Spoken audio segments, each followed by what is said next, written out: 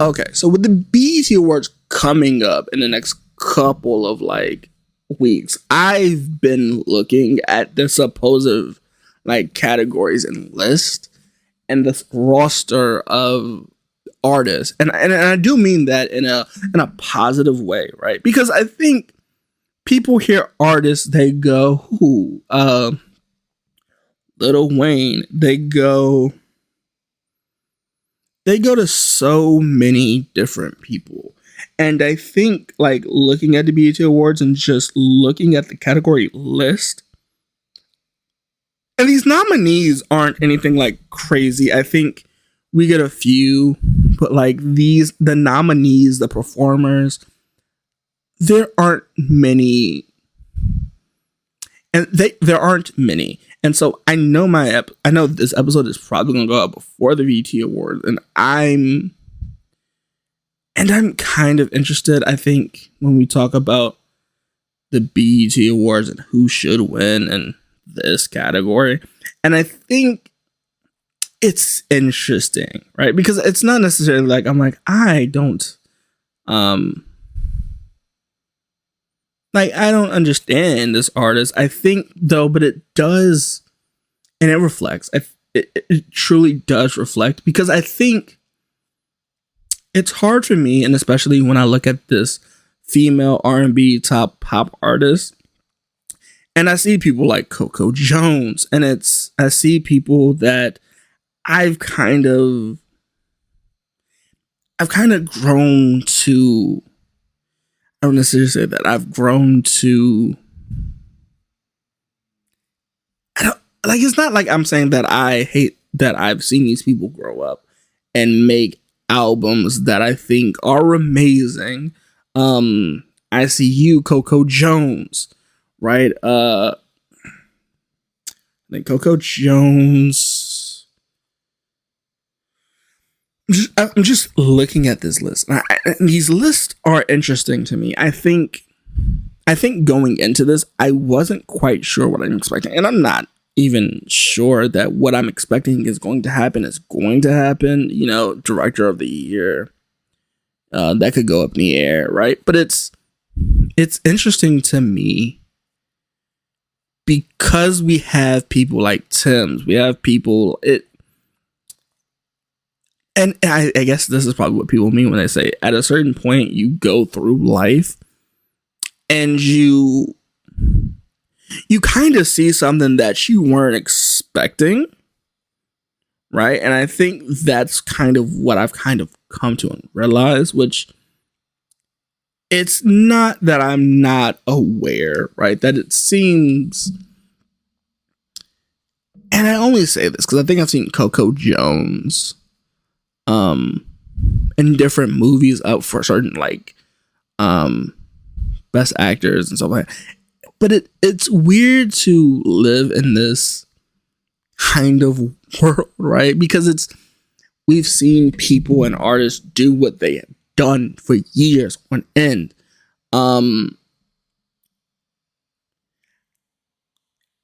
It's interesting because you see people like sportswoman of the year, Andy Reese. You see people that Simone Biles. You'll see people like Sha'Carri Richardson, and it's interesting to look back to where they've come from and to see them.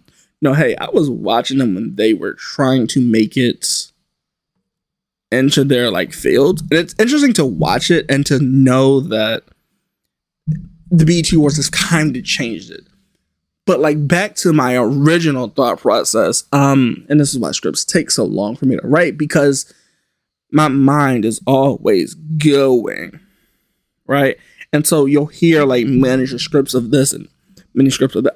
I think when I produce episodes, I normally come up with 3 or 4 scripts, right? But it's Coco Jones, Zendaya, her. We've seen these people. Victoria Justice, she's not part of the B.E.T Awards, but it's just we've seen these people do acting, and so we see Coco Jones, Zendaya for her song on Replay, Coco Jones, I See You, it's interesting because I'm in a weird spot. Like I'm very much in a weird spot. Because I kind of grew up watching them. They're doing this, and we're roughly the same age, right? Give or take a few years. We're roughly the same age. So it's interesting to look at it and be like, oh, I remember when Victoria Justice was on this. I remember when Coco Jones was on Let It Shine. I remember when her was doing I think it's American Idol at 10, right? But it's like, it's very interesting to like look back on the culture and like to look back and go, you know what? I remember when they were a little girl doing this. I remember when first time hearing that Coco Jones was on the screen and Let It Shine. But she was in a lot of other stuff before that. Keke Palmer, that's what kicked it off. Keke Palmer on True Jackson. Now she's like, now they're performing, right? And it's bittersweet, right? Because I love music and I love the music they're making. Leon Thomas, I love the music that they're making, right? And so you'll hear me go, not Andre, Leon Thomas. Victoria Justice, because her name was Victoria. Keke Palmer on True Jackson. It's interesting though, because it's a case study that needs to be studied, and why, right? Why do child stars do this? Or why do they always go to music? Bridget Miller, she dropped music, became a lawyer. But it's interesting to like, when you see these artists that I assume some of my family has grown up to see, and when we talk about pop music and you see them on award shows of winning awards, and you're just like, I remember when they were doing TV. I remember when they were this before they did Broadway. It's very interesting to like see that and then go, hey, you know what? I have to critique, give my opinion on their songs and do this because it is really weird. Like, it's not weird in the sense of, hey, they don't make it music.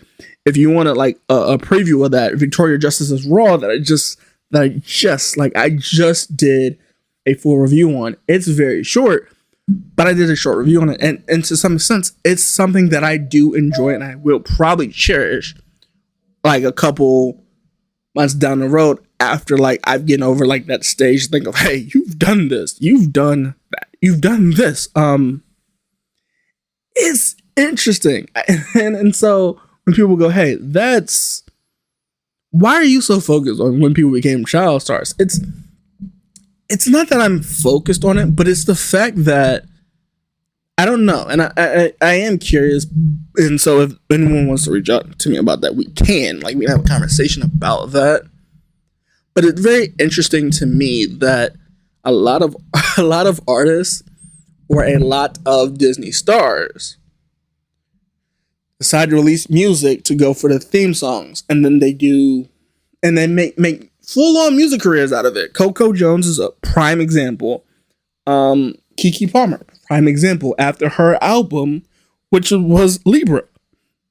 It's very interesting to me. I don't know why, but it's so, and this might be a 2000s thing, where a lot of people in 2000 were making music for a lot of different people because music was seen as an outlet to become famous or speak your opinion. What was her name? Olivia Holt? Is Olivia Holt? She's on A&R. Anyway, she put out music. Like, it's interesting to me, and that case study in itself should be done if there's not a case study yet on why child actors and stuff like that go and do other professions like music as a direct outlet, or is that for commercial? But that should be studied, right? Disney, Nickelodeon, that should be studied. The second thing I want to talk about, and the second conversation that I would love to have, and so I'm gonna have this conversation. I plan to have this conversation, and we will have this conversation. But the conversation in itself is around. So we went pop, and we're gonna go hip hop, and we're gonna go rap. Because and so people will argue with me, and I'm fully aware that I'm gonna make some people uncomfortable and make some people nervous, right? But it's this thing of people going, if they make a certain kind of music, then this outcome shouldn't be, they kind of created this outcome for themselves. And so this narrative makes sense, but it's the fact that a lot of people, Jay-Z included, have used hip hop to break through barriers that they necessarily would not have, right? And so with them not having these finances or anything, it's weird to me that they use rap to like break through barriers, to do what they really truly love to do. Creatives love to create. A great example of this would be Kanye. Kanye made Graduation. He made College Dropout. He made Late Registration, right? And Watch the Throne. He also likes to make clothes. You know, he does that. He likes to make shoes.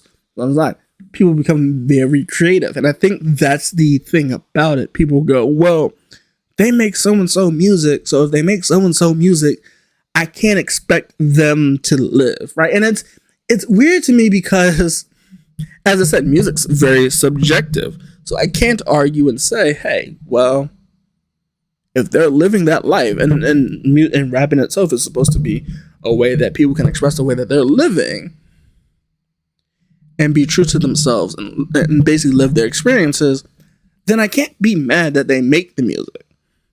Right. And I think losing anybody is sad. Right. I think losing people that make music is sad, even if it's forced, because that's what they do. So let me get that list out the way. Kind of now, because if I don't, I'm going to forget. So people like, who was it? It was a song just made about him. I forgot. But like King Von, Pop Smoke. It's interesting to me. Young Dolph, it's interesting to me, and I think this brings up a further question in hip hop, but it's this thing of, oh, they did this, they did this.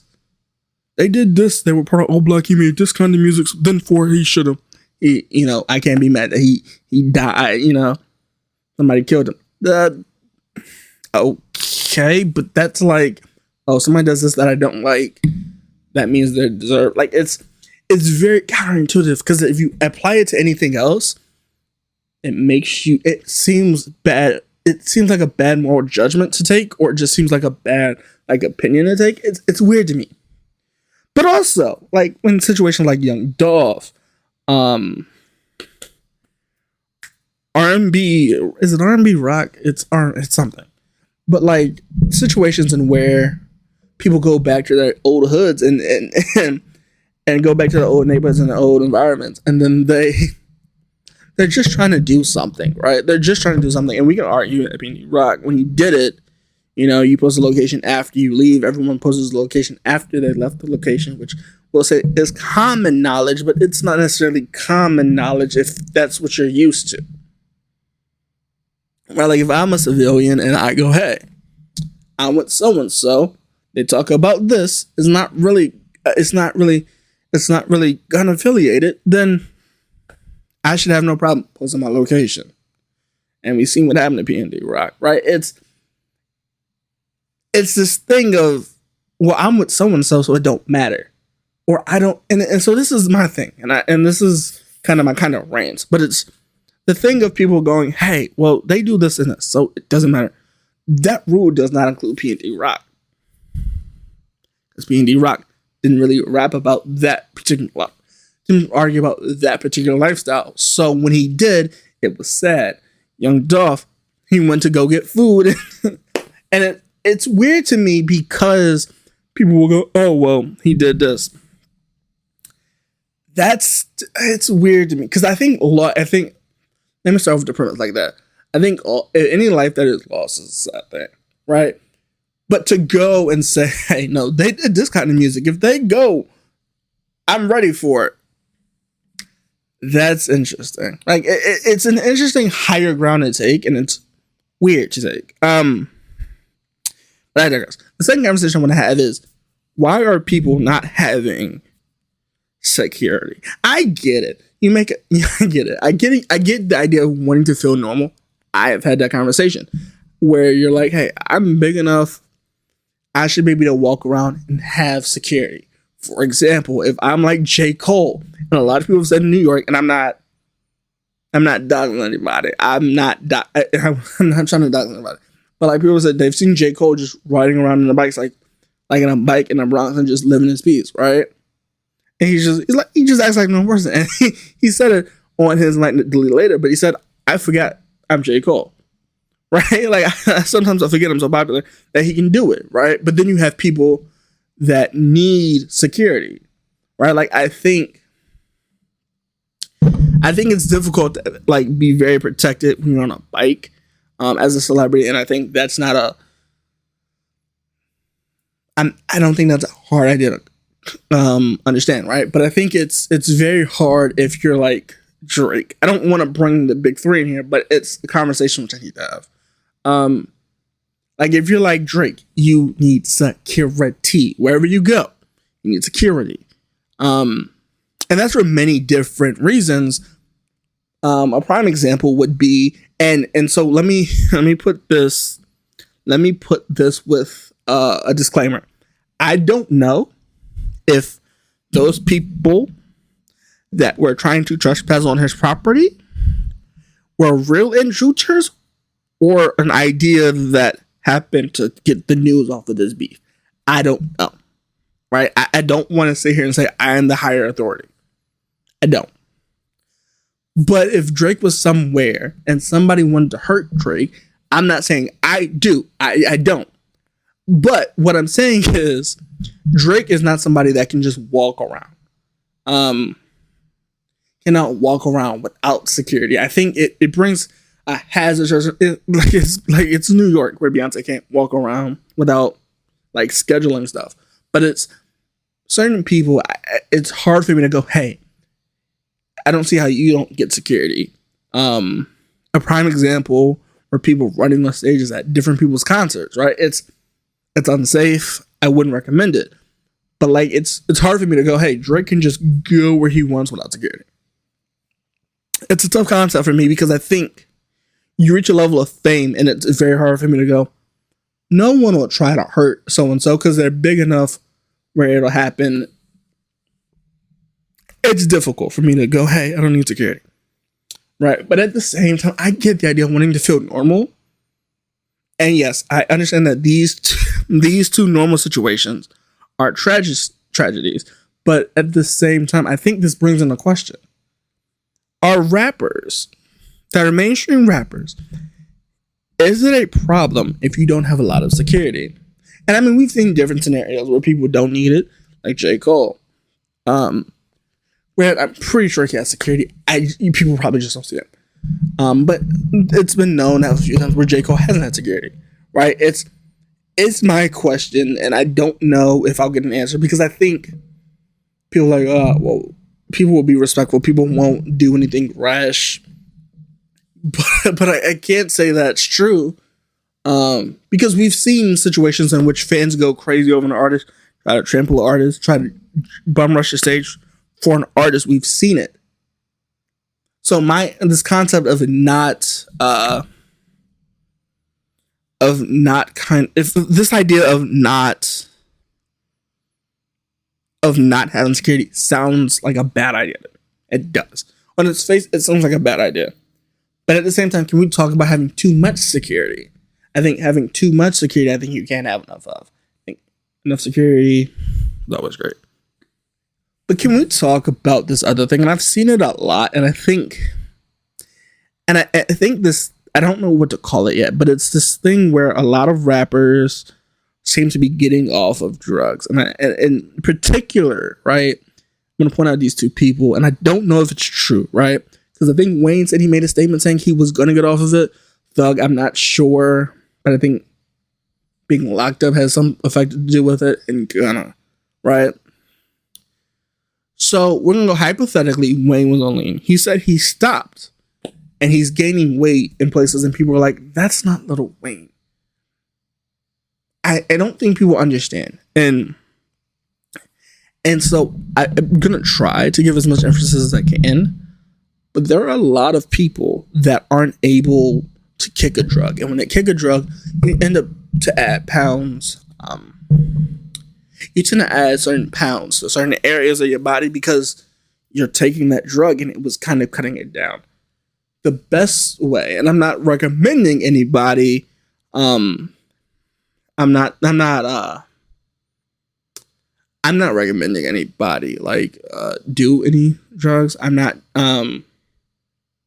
really even like recommending the concept of using them, but like this idea, psychology, sociology, and I mean overall, but like you can see like meth mouth, it's weird, right? It's very weird to me of how they add pounds in places that they didn't like think they had, and amygdala, how it can cause to like you use drug for too long, it grows spots and it doesn't show like gray matter and white matter. It like purple. It's interesting. If you're interested in it, neuroscience might be. If you're looking for it and you're trying to study for something in college, neuroscience might be for you. But it's this concept of like losing brain matter, like gray and white matter in your brain, and so I think it's nice. And like what areas of our brains are activated. That sounds too neuroscience. Let me back this up. But it's this idea that when you use a drug too long, it affects the way your brain powers and how much dopamine is pushed out and created by your body. So when you stop using it, your body produces less dopamine. So when you're not using it, in a sense, to do it, you have low levels of dopamine, low levels of dopamine and the other chemical except them out right now. But you have low levels of dopamine being produced, and then so it's not the right thing to activate the brain, or stimulate the brain. So you see a lot of people growing certain things out. You might see people being tired, but you see people changing for the better. Yana said it was this, and then it was this, right? And so it's interesting to me to look at it and go, hey, yeah, you know what? There are some changes that happen over time. There are some changes that don't happen over time, but they do have similarities of why they're doing this. And so it's tragic to me when we hear people like Juice WRLD, Lil Wayne. He has his own story. Lil Wayne's story is, he's told it a bunch of times about drugs while he was on a plane, right? But it's interesting to me, and Juice WRLD allegedly died of overdose. So I'm going with the allegedly died of overdose, where a lot of artists are using a lot of drugs to stay, or just chasing something. I think it's Robert Williams too, but Ryan Williams has some disorder. Is it bipolar? But like you see a lot of them say, "Hey, I use a lot of like drugs to go from show to show to just keep the party going," and that's where we get the term party drugs. But you see these artists trying to make sure that they can do it, and sometimes, and with the way that illegal drugs are used and how many times people get for illegal drugs, and we could taint this all the way back to the difference between cocaine and crack and how it's split up, and the reason why you get two different charges for like cocaine and crack, why you get two different sentences, and then we get to the racial aspect of it. But it's this concept of, I don't know, it's weird, right? Because people go, hey, they're gaining weight, and I'm not sure why. So when you get off a drug, you end up gaining a lot of weight in certain areas, in different areas, and it changes you. It changes the way you look. And so it's interesting, right? It's very interesting for people to go, oh, they look extremely different, and I'm not sure why, because they're getting healthier. And so with this push to make people more healthier, I think it's a good thing, right? I think I'll say this: I think to have anybody be improve their lives is always a good thing. But we see it, and so it's interesting to like look at that. You think that's something on my. So how do we do this? I think the B.E.T Awards I covered. I think the B.E.T Awards I covered. I think so. It's interesting to me about Disney stars growing up. I don't know. It's interesting to me to like watch me and especially hear me talk about stuff, because it's this thing of, I've done this. I've I'm stuck in my own little bubble, right? But this idea of, so let's talk about, like, while we're on the topic of hip hop, let's talk about, let's talk about Gunna. I think this is the thing. People are like, I don't understand what this episode is. If you want to hear me talk about other stuff, the marks will probably be put in places. But it's interesting to me, right? Because people say if you snitch and you rat, then you are a rat. And so what Gunna saying that nothing from his label has changed. I assume that YSL needed like money to fight this court case, because this court case is probably going to go on a couple years. Because they've been doing it since 2017. So yeah, it's been a while. And so prosecuting this isn't going to be like something very quick. And we can argue about fast prosecutions, but not knowing what they have froze access to. If you have gunners if you have somebody doing sales that will sell out arenas to bring money into YSL, because I don't know the split. I don't know if anybody knows the split. If they do, hey, please don't contact me.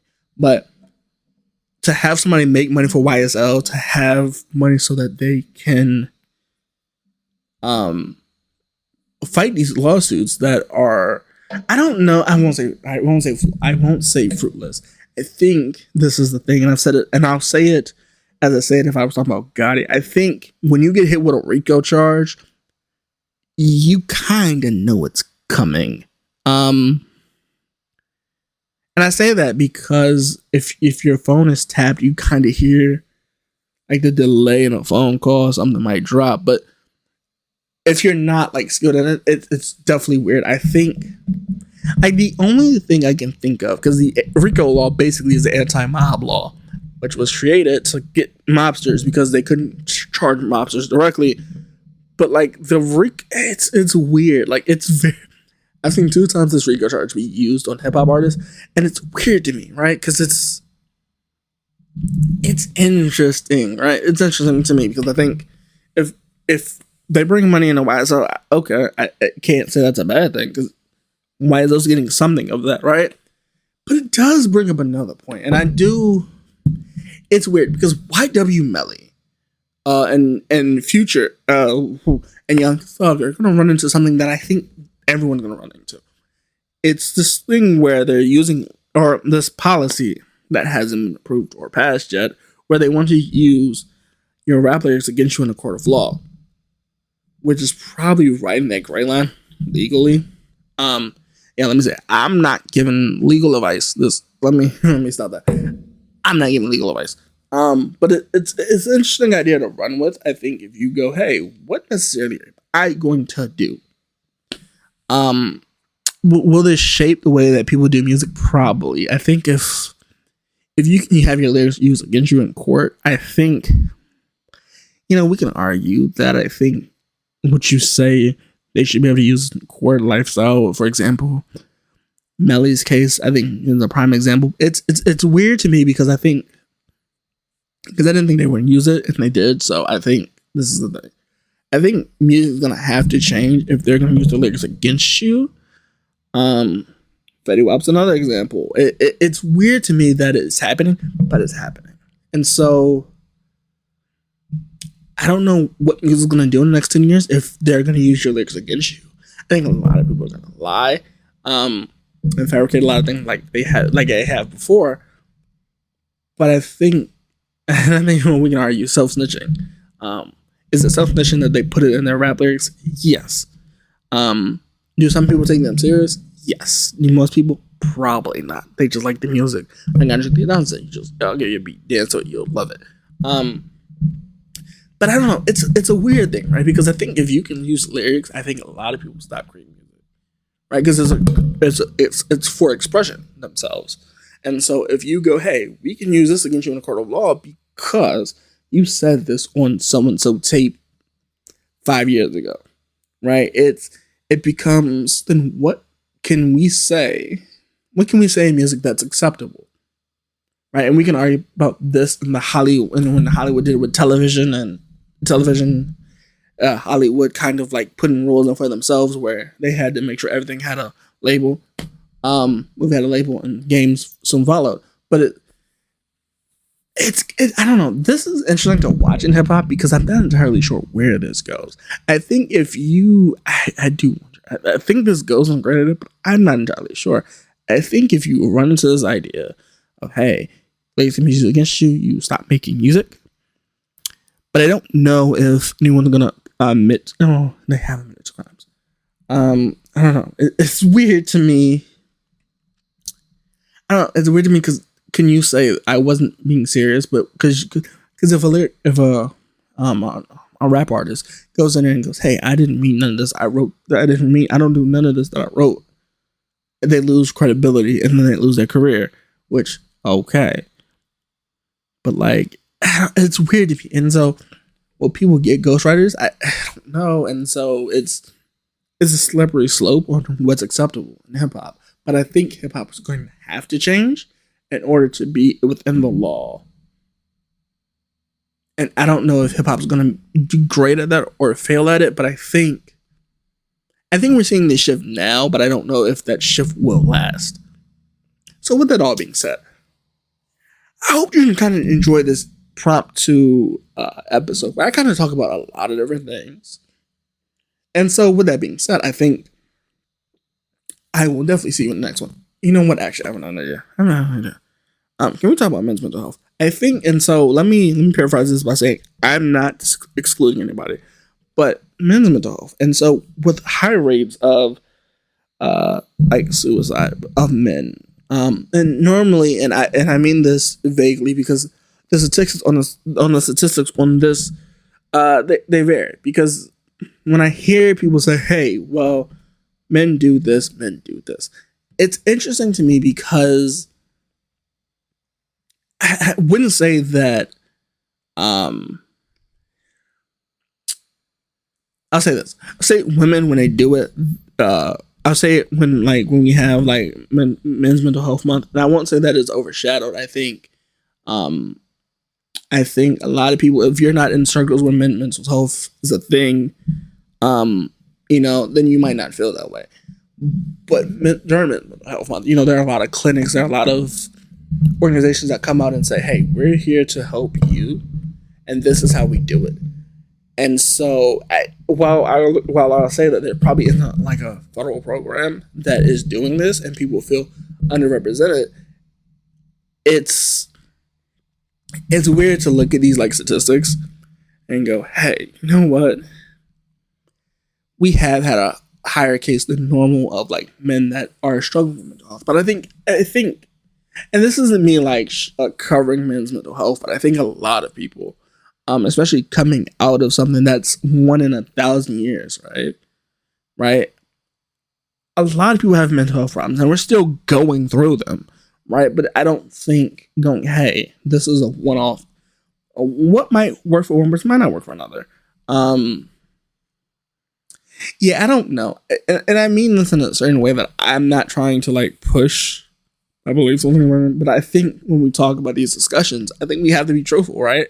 I think when we look and say who's more likely to take the violent way out, it's men, because a lot of the men suffer in silence. I know I did, right? But I was very much younger, right? But it's this thing where people are like, "I don't understand, if you don't express your opinion, then I can't necessarily help you." That's fine, but I don't think it's because the old saying, and it's a very old saying, but it's, "Hey, man up, don't cry." It's weird because I'm looking back at these conversations that I've had with people about Men's Mental Health Month this whole month, and it all seems like, "Hey, just man up, just don't talk about your mental health, just do a sport, be active, make sure you just get a way out of it." And so there aren't many people that are dealing with their mental health. And we can argue it's a societal thing, society, by Karl Marx. We make the rules that we set in society, or, it's just, I don't know if it's I think it could be a generational thing, right? Where it was passed down from generation to generation. And so when we get to an era that is more accepting of certain things, we get people that are struggling with Men's Mental Health Month. It's it's a sad thing to do, but that's how I want it to end. Men's mental health, but I also want it to end a lot of different things like this. But I'm never sure how these episodes are going to land, because I have a lot of these episodes, but I'm never sure how these episodes are going to land with other people. And so when I have these discussions, I was like, hey, you know what? I've recorded this. If this doesn't do well, I'm fine with it. If this episode happens to be people's most hated, I'm fine with that. But I do think when we talk about episodes, when we talk about like issues, I think we can't go wrong with them. But these are conversations that I want to have, right? Conversations that I want to have with other people, and I plan on having a lot of more interviews. I plan on it. I want to, where we have conversations about mental health.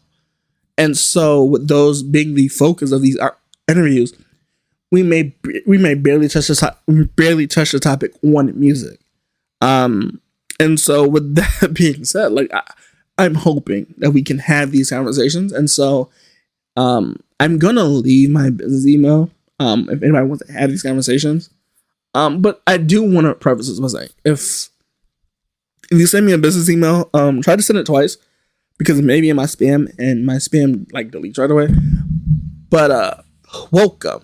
I hope you loved listening to this episode. It is kind of frantic. I'm not gonna lie, it's a frantic episode. You kind of hear me jump from topic to topic, but you kind of hear my opinion on each kind of topic. But with that being said, I really do hope you enjoyed this episode. I hope this episode isn't something where you're like, oh Lord, he's talking for roughly 40 minutes. Why?